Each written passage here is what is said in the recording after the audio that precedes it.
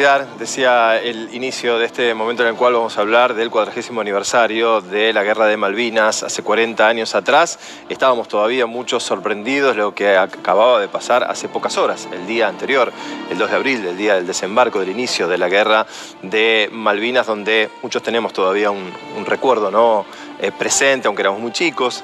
En mi caso apenas tenía 11 años nada más. Y recordar aquellas imágenes de cómo se vivía a nivel país, los comunicados que aparecían por parte del ejército a través de los medios de comunicación y aquellas historias que empezarían a aparecer después del final de la guerra y de que perdimos lamentablemente la guerra contra una superpotencia y aquellos que callaron durante tantos años, ¿no? Lo vivido en aquel momento. Ayer hablaba con algunos amigos y me decían, se ha hablado mucho de Malvinas en estos días. Yo siento que fue así, afortunadamente. Reivindicar el valor, el coraje y el compromiso de aquellos que estuvieron allí peleando por nosotros. Cuánta emoción, ¿no? Sí. En los últimos días. Aquí en C5N con esta cobertura especial desde Tierra del Fuego, con estos testimonios, con este revivir de lo que fue estos 40 años después de la guerra. Estamos con Ramón Garcés, eres veterano de Malvinas, para charlar, que nos vaya contando, ¿no? Cómo fueron estos años, qué significó estos 40 años con distintos homenajes, con actos en todo el país, con mucha emoción. ¿Cómo estás? Bienvenido. ¿Qué tal? Muchas gracias por invitarme. Hola, Ramón. Sí, es muy emocionante realmente todo lo que está sucediendo a lo largo y a lo ancho del país, ¿no? Fue una fecha que parece que emergió desde los fondos del año 82 hasta acá, de tantos años de olvido, ¿no? De desmalvinización, y poco a poco como se fue sumando gente y generaciones acompañándonos a nosotros, desde las bases, desde los centros de combatientes, de la militancia en la calle, de la militancia política, empezamos a darle un poco más de potencia, no solamente a la Guerra de Malvinas, sino a toda la cuestión, a la causa Malvinas, que como una cuestión geopolítica también. Así que estas fechas nos traen mucho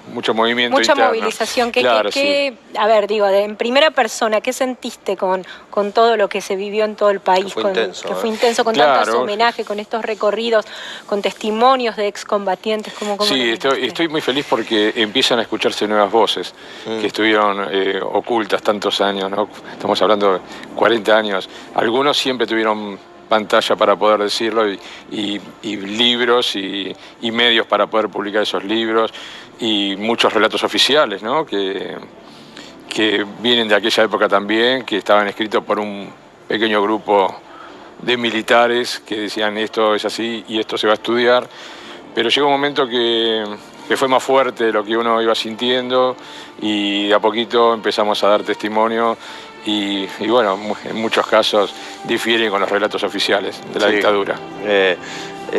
Yo creo que te conocí a vos en los 90. Y por lo menos. ¿No? 90 menos. y algo, profe de educación física. Sí. Nos conocimos en un club donde laburábamos. Él era profe de Colonia y yo laburaba. Ahí fue mi primer laburo después del secundario. Y un día me acuerdo de estar viendo la tele y que Ramón empezaba a contar su historia, que es enorme, es tremenda en cuanto a lo que le tocó vivir en Malvinas. Se me cayó la mandíbula cuando lo estaba viendo en televisión en ese momento, porque creo que yo, como muchos, desconocíamos todo lo que vos tenías guardado y que guardaste durante muchos años. Sí, eso es verdad. Es más, guardaba que había estado en la guerra. No lo habías dicho nunca. Y 25 años no hablé prácticamente. 25 años. Y además de hacer educación física, después hice 3 carreras universitarias. Sí, sos politólogo también, ¿no? Politólogo, bueno, tengo otras carreras y mis compañeros no sabían nada y era... No sé, a mí me daba un poco de... Me daba un poco de gracia, me reía un poco cuando se trataba el tema de política argentina, cómo venían las líneas históricas que enseñaban, que nos daban para estudiar. ¿Podías hablarlo vos tranquilamente en primera persona? No, pero era cómo venían, que llegaba hasta la dictadura del 76, la línea histórica, y decía, acá hubo una dictadura en el 76, en el 82 hubo una guerra, y bueno, ahí la democracia, y no se hablaba nada. Claro. No, salvo un solo caso de una profesora en la Universidad de La Matanza, Eliana de Arrascaeta, que empezó a poner el tema Malvinas, a investigar, no solamente la guerra, todo el tema, la cuestión, la causa Malvinas. Es muy difícil ir contra eso. Entonces uno escucha y yo hacía preguntas para divertirme nada más, porque hacía preguntas y nadie sabía nada. ¿Y por qué callaste tanto tiempo, Ramón? ¿Por qué? ¿Qué pasaba? Sí, bueno, estaba un poco bloqueado, supongo, pero... Y no fue por la amenaza que nos hicieron los del servicio de inteligencia, ¿no? En el caso mío de la Fuerza Aérea Argentina, con un arma en la mano ahí en el escritorio. No podíamos hablar nada de la guerra y sabían bien mi militancia política. Yo era de la zona oeste, era militante de la Juventud Peronista. Ajá. Y era presidente del centro estudiante de una escuela de Aedo, la número 2 de Aedo, en ese momento en clandestinidad. O sea, era difícil militar en esa zona donde estaba la primera brigada aérea de Palomar, la séptima brigada aérea de Morón, en la mansión Seré. Era muy difícil la militancia. Eras un subversivo, pero en ese caso, para ellos desde la mirada eras un subversivo, pero te llevaban a la guerra igual. Sí, por eso nos llevaron preso a la brigada de Palomar, a la comisaría segunda de Aedo, en Morón. Eran momentos difíciles. Y en ese contexto, después, el sorteo y mandarme, digamos, con Fuerza Aérea, viviendo a 100 metros de la primera brigada de Palomar, me enviaron a 2000 kilómetros de mi casa, a la 9ª brigada aérea en Comodoro Rivadavia, en Chubut. ¿Cómo fue? Una maldad fue eso. Claro.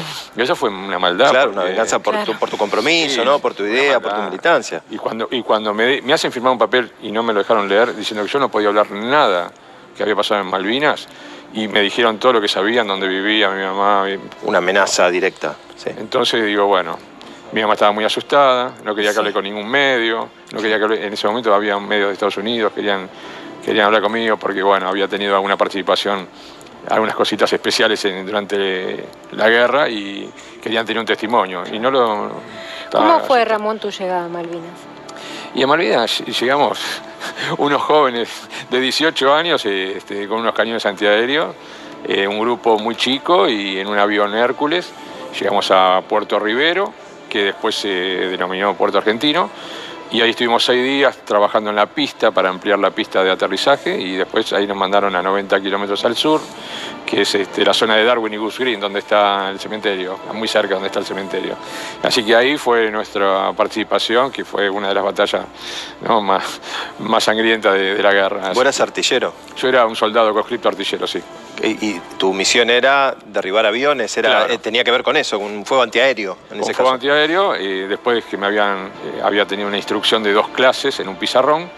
¿2 clases para aprender a manejar un cañón antiaéreo? Sí, 2 clases de 40 minutos, sí. ¿Eso fue toda tu instrucción? Sí, sí. Y después, antes de irnos, sacaron unos cañones que estaban, no los conocíamos tampoco los cañones, eran un dibujito en un pizarrón.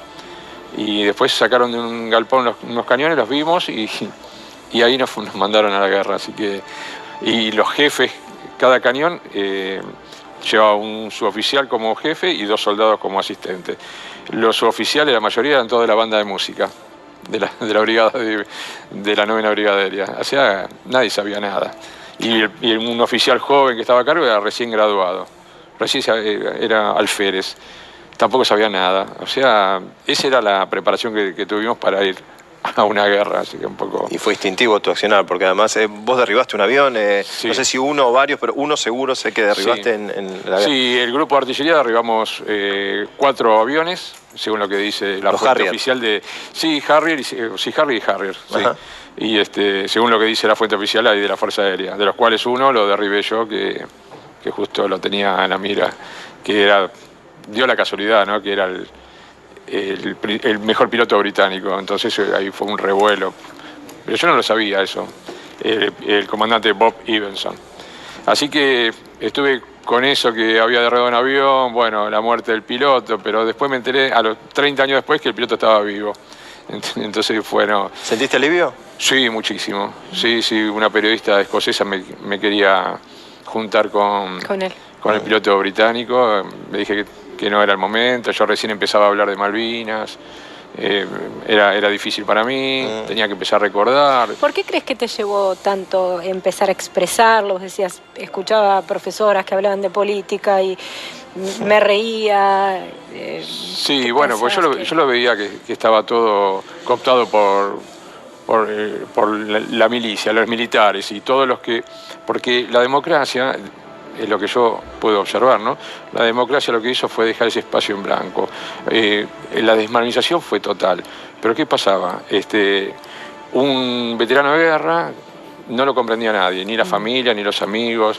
Querían hablar de algo y nadie lo entendía. Hablaba de balas, de fusiles.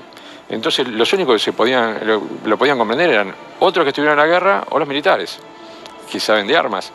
Así que en ese sentido los militares dijeron, bueno, vengan con sus familias a los cuarteles, le daban, hacían asados, le daban camperas, medallas, diplomas, desfiles, los fueron cooptando, como quien dice, y bueno, y lo fueron reconociendo.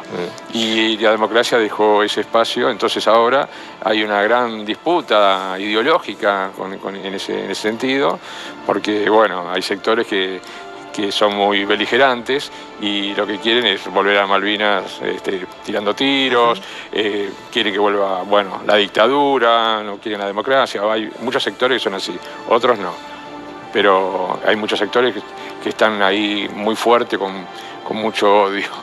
Te quiero llevar a lo que fue el final, la etapa final de la guerra para vos. Después de lo que hablamos, él como artillero, en ese momento en que derribó un avión, en un punto te transformaste en el último, en la última defensa que tenían los soldados que estaban allí en el terreno, sí. Y vos con tu cañón antiaéreo tenías que repeler el ataque por tierra que venía por parte de los británicos, mientras te llovían las balas, los morteros a pocos metros de vos.